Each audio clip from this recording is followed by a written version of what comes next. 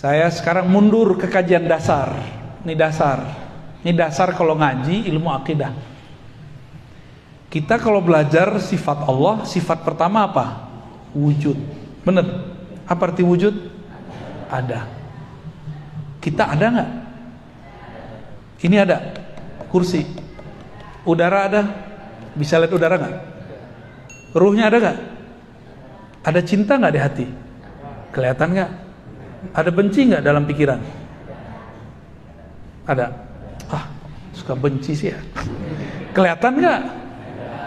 Kalau lagi sedih nangis, bener. Ini teteh-teteh, mbak-mbak, ibu-ibu, kalau akad nikah nangis nggak? Sedih atau bahagia?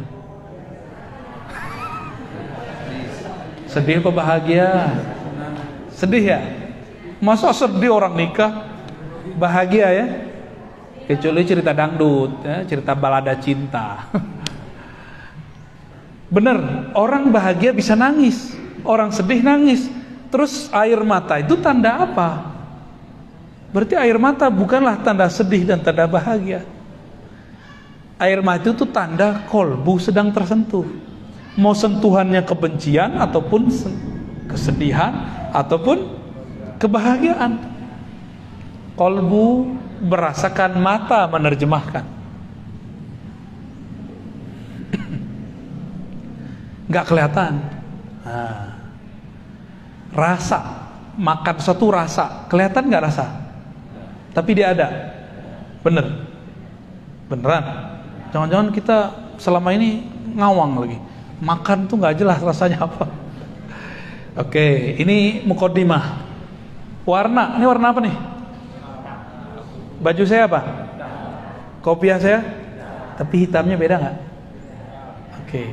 Coba sekarang bayangkan hitam, tapi tidak pada topi, tidak pada kopiah, tidak pada tembok, tidak pada baju, tidak di satu benda. Bisa nggak? Hitam, warna hitam tanpa ada di satu benda. Bisa nggak?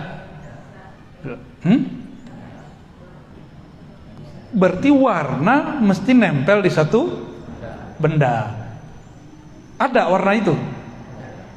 Wah, tambah ngebul. Biarlah ya, otak kita terlalu besar untuk dianggurin. Jangan dianggurin nih otak. Ini otak masih banyak yang mau dibuka sama dia. Nih saya coba panas-panasin sekarang. Ntar kecanduan. Pegel-pegel sih awalnya. Awal kita push up kan pegel dulu. Tapi besok kalau nggak push up lebih pegel lagi. Mending push up sekalian. Begitulah ngaji ilmu yang berat. Awalnya pegel di otak, lama-lama kecanduan. Kalau ada orang ngaji yang di bawah dosis itu, kita nggak level gitu. Cobain aja. Saya ada, antum ada, Allah ada, warna ada, udara ada, cinta ada, semuanya ada. Lalu apa beda ada ini dan adanya Allah? Nah, maka dulu kita kasih contoh yang lebih gampang. Ayam dan telur, masih ingat gak? Kayaknya udah lupa ya. Itu pengajian awal-awal dulu tuh. Ayam, telur, duluan mana wujudnya? Ayam. Karena kelihatan ayam ngeluarin telur. Bener Pak? Pernah ngelihat gak telur ngeluarin ayam? Ya, dulu waktu saya masih kecil saya punya ternak ayam tuh. Itu dari telur keluar ayam. Tuh beda mazhab kita. Jadi duluan mana? Ayam atau telur? Wujudnya telur. Ya salam. Terus yang ngelihat ayam mengeluarkan telur gimana nasibnya? Ini kan ayat-ayat Allah semua. Jadi ayat itu yang tertulis, kita lihat keluar, ada yang tidak tertulis. Tapi dia mengalir di alam dan dia bergerak, berputar terus. Seperti kita khataman Quran kan muter-muter terus. Si telur protes, gua duluan, itu ayam keluar dari gua tuh. Kata si ayam, kamu kan keluar dariku. Ini namanya muter-muter, ya, disebut debat kusir. Bahasa Arabnya daurun. Daur, muter aja. Kalau perdebatan tadi tidak dibedah dengan ilmu ini, maka orang akan muter terus. Yuda suka-suka saya, sukamu suka-suka kamu. Gak bisa begitu, harus dilerai ini orang tengkar. Masalah Allah, masalah wujud. Ya. Allah wujud, benar. Kita wujud, ini namanya wujud apa? Benda. Bahasa Arabnya jisim, jasmani. Jasmani bahasa Indonesia itu benda begini. Tapi dalam bahasa Arab jisim semua benda, baik benda kasar, halus ataupun molekul-molekulnya tidak bisa dilihat oleh mata. Maka dalam bahasa Arab wujud dibagi dua. Ada wujud Allah, ada wujud selain Allah. Oke? Ingat-ingat ya. Ingat-ingat. Kalau nggak antar nggak naik kelas. Wujud selain Allah itu dibagi dua lagi. Ada wujud benda kasar, ada wujud benda halus.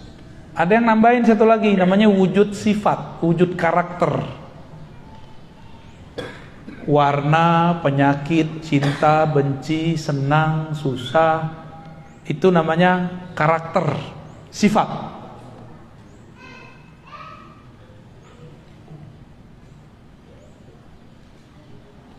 Ada nggak warna? Bener. Tapi tidak ada warna jika dia tidak ada di satu tempat. Sekarang sedih sama benci. Coba benci bayangkan tanpa ada muka orang benci. Bisa nggak? Berarti benci itu kebayang wajahnya gitu ya. Bener. Emang begitu wajah orang benci? Enggak. Psikopat benci wajahnya datar aja. Orang munafik taat, zahirnya batinnya tidak. Jadi jangan terpengaruh oleh zahir.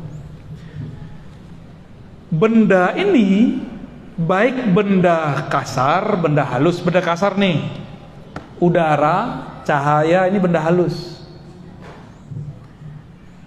Benda punya karakter wajib, yaitu bertempat. Nah, coba diingat-ingat. Benda pasti ini kalau ada whiteboard enak nih Pak. Kita panah-panahin. Wujud benda bertempat. Allah benda bukan? Bukan. Wujud Allah bukan benda. Maka wujud Allah tidak Nah, gitu rumusannya. Dalilnya mana dari Quran? Laisa kamitslihi syai'un. Surat Asy-Syura ayat 11. Apalagi dalilnya? Allahus Samad. Bahkan dalilnya Ahad. Ahad itu masuk di sana. Sebelum ada arasy, Allah ngapain? Nganggur. Katanya Allah mesti bertempat. Terus di mana Allah?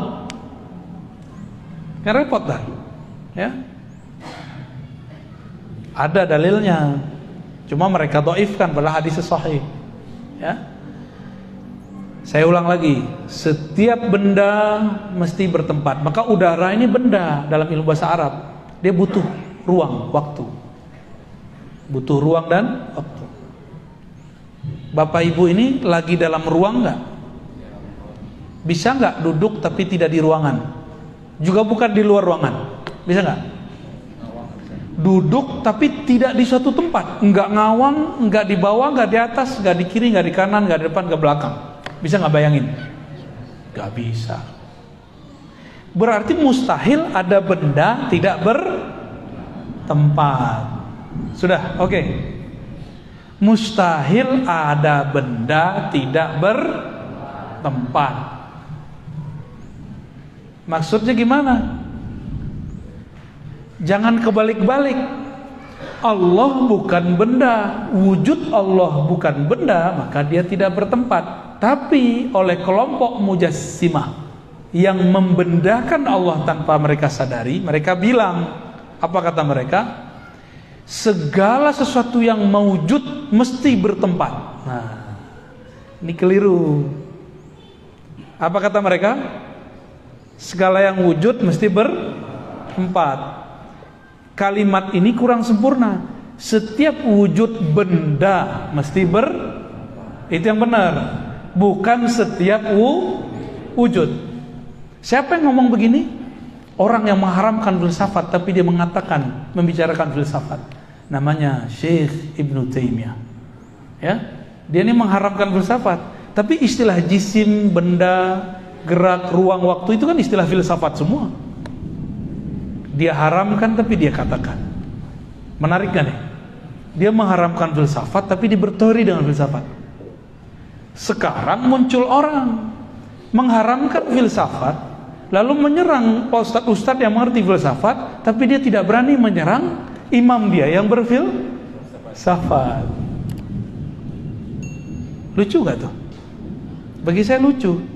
Giliran imam ente gak berani, giliran ustadz yang lain dia berani. Berarti pisaunya mata dua, ya, satu tumpul, satu tajam. Obrolan wujud bersifat, wujud benda bertempat, itu semua filsafat yang bahas. Dipinjam oleh orang ahli akidah.